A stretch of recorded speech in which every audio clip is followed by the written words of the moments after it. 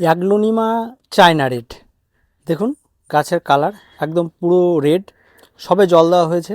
তো এই সমস্ত গাছগুলি এই সমস্ত গাছগুলি যারা ক্রয় করেন, তারা গাছ ক্রয় করার পর বেশ কিছুদিন পর বলে যে আমার গাছটির নিচের দিকের পাতাগুলো নষ্ট হয়ে যাচ্ছে, কিছু পাতা নষ্ট হয়ে যাচ্ছে। তার প্রথম কথা বলি, এই যে গাছগুলি রয়েছে এই গাছগুলি কোকো হ্যাসে থাকে।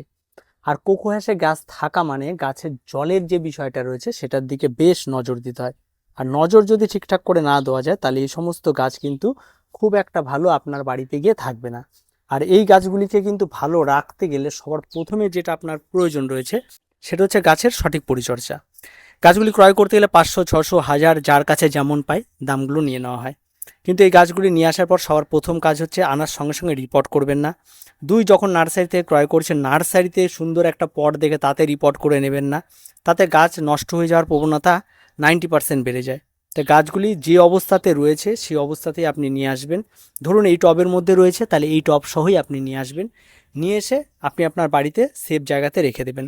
যেখানটায় রাখলে একটু হালকা রোদ, শেডি রোদ লাগে, হালকা ছায়া লাগে এমন জায়গা দেখে আপনি রেখে দেবেন। রেখে দেওয়ার পর আপনি অন্তত মাসখানেক এইভাবেই থাকবে। তারপর আপনি চিন্তাভাবনা করবেন রিপোর্ট করার। তা আমার মনে হয় যে রিপোর্ট না করে এই সমস্ত টবগুলি যে সাইজ রয়েছে তাতে এই সমস্ত গাছগুলি কিন্তু দুর্দান্তভাবে পারফরমেন্স করবে। এতে কিন্তু টব চেঞ্জ করার এই মুহূর্তে প্রয়োজন পড়ে না। ঠিক মার্চ মাসের দিকে যদি আপনারা এই টবটাকে চেঞ্জ করেন তাহলে খুব ভালো। তখন এবার বলতে পারেন মিডিয়াটা কী হবে, সেই সময় কিন্তু আপনারা একটা মিডিয়া তৈরি করবেন। 50% মাটি নেবেন, 30% কম্পোস্ট নেবেন, 20% বালি নেবেন। এই যে একটা মিডিয়া তৈরি করবেন। মিডিয়া তৈরি করার পরে এই যে মিডিয়াটা রয়েছে যে কোকো হ্যাশ, এটাকে ফেলবেন না, এটা সহই ওই মাটির মিডিয়াতে তাতে আস্তে করে তুলে নিয়ে বসিয়ে দেবেন। এটাকে ফেলবেন না, এটা সবাই বসিয়ে দেবেন, দেখবেন মাটিতে ড্রেনেজও ভালো থাকবে, সব কিছুই ঠিকঠাক থাকবে। এবারে হতে পারে যে কারোর কাছে মাটির মিশ্রণ বলতে পারলাইট আছে, কোকোপিট আছে, ঠিক আছে, আরও অন্যান্য ধানের তুষ আছে, এই সমস্ত কিছু রয়েছে। মাটি ছাড়া করতে আছেন, মাটি ছাড়া করতে চাইলেন 30% ধানের তুষ নিন, 30% আপনারা কোকোপিট নিন, 30% পারলাইট নিন, এটা নিয়ে নিন, আর 10% আপনারা গোবর সার নিন। এই দিয়ে একটা মিশ্রণ তৈরি করুন, মিশ্রণ তৈরি করে তাতেও বসিয়ে দিতে পারেন। আর যদি কারো কাছে কোকো হ্যাশ থাকে তাহলে সরাসরি কোকো হ্যাশও আপনারা লাগাতে পারেন। গাছ লাগিয়ে দেওয়ার পর মার্চে যখন আপনারা রিপোর্ট করবেন তখন সবে গরম পড়া শুরু হবে। লাগানোর সঙ্গে সঙ্গে যে বাড়বে তেমনটা হবে না, অন্তত মাস দুয়েক ওই একই রকম গাছের মধ্যে থেকে যাবে, তাতে বাড়া কমা কিচ্ছু বুঝতে পারবেন না, একই রকম থেকে যাবে। পরে যখন এই গাছগুলি মোটামুটিভাবে মে মাসের দিক থেকে দেখবেন হালকা হালকা গ্রোথ নেওয়া শুরু করছে একটু গরমটা বাড়ার সঙ্গে সঙ্গে, আর সেই সময় কিন্তু অবশ্যই গাছে খাবার দেওয়া স্টার্ট করতে হবে। এই সমস্ত গাছগুলি যদি আপনার কাছে রাসায়নিক খাবার থাকে এনপিকে 20-20-20 বা 19-19-19 বা 15-15-15 সেম রেশিওর যেটা থাকে, যদি লিকুইড ফার্টিলাইজার হয় তাহলে জলে গুলে স্প্রে করুন, আর যদি দানাদার হয় তাহলে গাছের গোড়ায় অন্তত 10 দানা করে ব্যবহার করুন।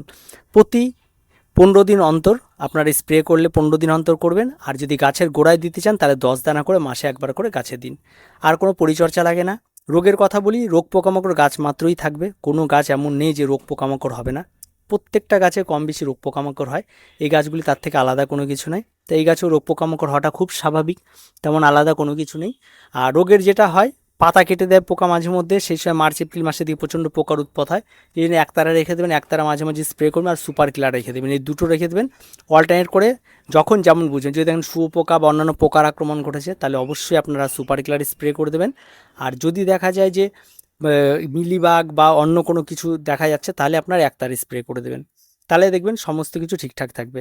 আর অ্যান্টিফাঙ্গাল খুব কমই লাগে এই সমস্ত গাছে, মাঝে মধ্যে গোড়ার দিকে একটু আঙ্গুল দিয়ে দেখে নেবেন, দেখবেন বিজলা বিজলা থাকে আর পিছলে একটা পদার্থ থাকে, সেটা যদি থাকে তাহলে ফাঙ্গাল আক্রমণ, সেটাকে ভালো করে জল দিয়ে পরিষ্কার করে ধুয়ে দিতে পারেন, বা সেখানটা অ্যান্টিফাঙ্গাল আপনারা লাগিয়ে দিতে পারেন। আর অন্তত প্রয়োজন পড়লে মাসে একবার স্প্রে করতে পারেন, তাতে কোনো রকম কোনো অসুবিধা নেই। গাছ এমনিই ভালো থাকবে। গাছে রাখার জন্য সানলাইট, কড়া সূর্যালোক একদম পছন্দ করে না, শেডি আলো ছায়াচ্ছন্ন জায়গায় এরা ভীষণ রকমভাবে পছন্দ করে। তাই সেই রকম জায়গায় রাখার চেষ্টা করুন, গাছ অনেক বেশি ভালো থাকবে। শেডি জায়গা বলতে গিয়ে কখনো এরকম নয় যে উপর থেকে আলো আসবে না, ঘরের ভেতরে আপনারা রাখতে পারেন, জানলা দিয়ে যেন আলো আসে, এই জায়গাটা দেখে নেবেন। অনেকেই ভুল করে এই সমস্ত গাছ ইনডোর বলে নিয়ে ঘরের মধ্যে গিয়ে একেবারে বেডরুমে রেখে দিচ্ছে, কোনো আলো নেই কোনো কিছু নেই, এরকম করলে হবে না, গাছ ভালো থাকবে না। গাছকে বাড়িয়ে তুলতে গেলে যা গাছের সঠিক পরিচর্যার যেগুলি মিনিমাম জিনিস যেগুলি প্রয়োজন, জল, সূর্যালোক, ঠিক আছে, গাছের খাবার, এগুলি অন্তত দিতে হবে আপনাকে। জল গাছের গোড়ায় একবার বেশি করে দেবেন, নিচ দিয়ে বেরিয়ে যাবে, স্টপ হয়ে বসে থাকবেন, আর জল দেবেন না। আবার যখন সম্পূর্ণটা গোড়া শুকিয়ে যাবে, ঠনঠন হয়ে যাবে, তখন আবার গাছে জল দেবেন। এগুলি মেনটেন করে যদি আপনি চলতে পারেন, আপনার কাছে এই দামি জিনিসগুলো, এক কথায় দামি অ্যাগ্লোনিমাগুলো সহজে নষ্ট হবে না। তবে আর 1 বছর গেলে এই গাছগুলি অন্তত আপনারা জলের দরে পাবেন, অতটাও দাম থাকবে না, কারণ এখন প্রত্যেকের কাছে কম বেশি এগুলি পৌঁছে গেছে। আরও অন্যান্য ভ্যারাইটি, এটা যেমন পাতাটা গোল, এটার পাতাটা লম্বা, ঠিক আছে, একটা চাইনিজ রেড, ঠিক আছে, বিভিন্ন নাম রয়েছে এগুলির, অত নাম আমরা বাগানিরা খুব কমই রাখি।